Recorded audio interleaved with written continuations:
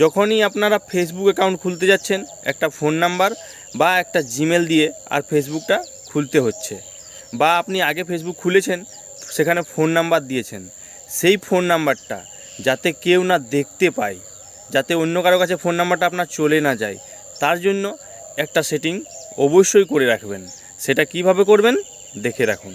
প্রথমেই ফেসবুক আইডিটা ওপেন করুন আর আপনার আইডিতে চলে আসুন। দিয়ে এখানে দেখুন সেটিংয়ের চিহ্নটা উপরে আছে, এটাতে ক্লিক করুন। এটাতে ক্লিক করার পরেই একটু নিচের দিকে চলে আসুন।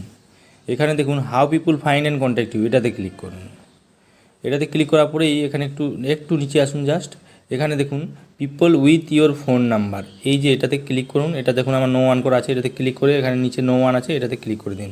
তাহলে আপনার ফোন নাম্বারটা কেউ দেখতে পাবে না কোনোভাবেই। শেয়ার করে দেবেন, বহু মানুষের কাজে দেবে। আর এই ধরনের ছোট ছোট জিনিস জানার জন্য আমাকে এখনও যদি ফলো করেননি, তাহলে ফলো করে রাখুন।